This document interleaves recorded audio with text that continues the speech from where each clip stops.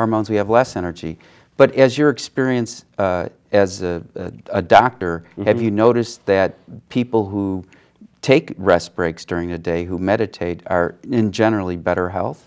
Yeah, you know, I think that's one component of the full cycle of what health is, and I think maybe even defining health for the viewers is an important thing. You know, health is not the lack of symptoms, which many people think, well, I'm healthy because I don't have a headache or I don't have digestive challenges or, you know, whatever it might be. But health is about a state of balance in our body, in our mind, and how we flow through life, or how life flows through us. And so rest is one component of it.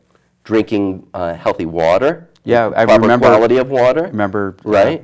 Yeah, you brought in pictures in one of our previous shows. Yes. Yeah, but not just well, good quality water and drinking the right amount of water, eating healthy food and good quality food. And it's hard to get rest if you're not eating and drinking properly. Right, and exercise. And what about just being present in the moment? And what does it mean to own your power and to truly be you, for you?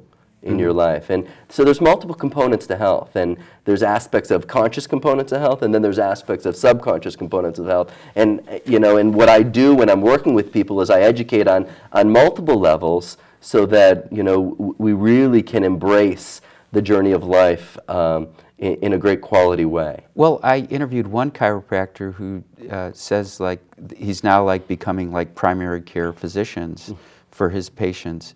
Are you finding that true in your practice, that, you know, patients would come to you, they're not necessarily have any signs of disease, but they just want to get checked up anyway? Sure, absolutely.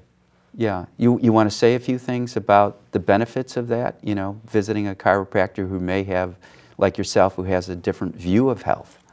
Yeah, you know, I think the bottom line on that is anything that you do proactively, anything that you do preventatively, you know, whether it be like what you were saying, meditation, or eating good quality food, or, you know, these aspects, or going in for tune-ups, whether with a chiropractor. I mean, chiropractic is one of the things that I do.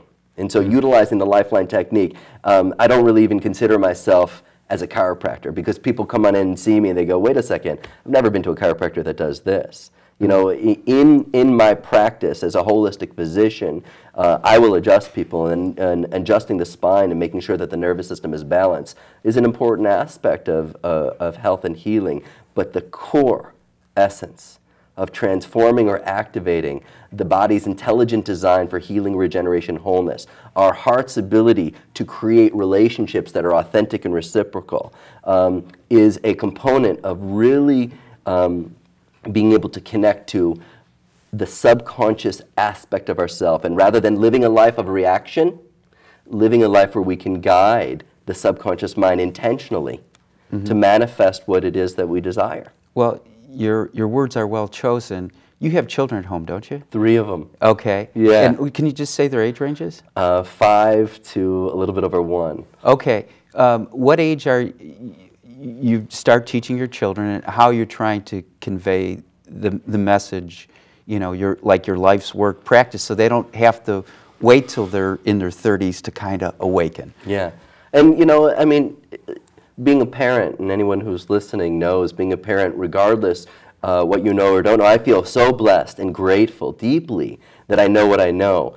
But it doesn't mean that my children don't have the sniffles, or my children don't have their temper tantrums or different things like that. But my approach and how I go about educating them to recognize their own internal power, to be themselves, to feel free to express themselves, to have healthy quality food, and teaching them through examples of living my own life.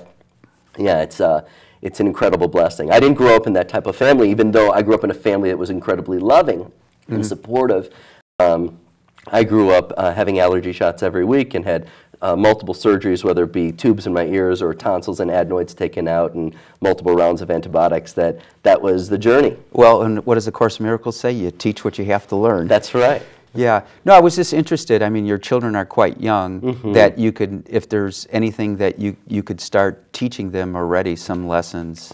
Yeah, I find more that they teach me, rather than, you know, I am their teacher, but at the same time, more of my responsibility is to hold a space for them to shine. But they are the greatest teachers, as we know. It's well,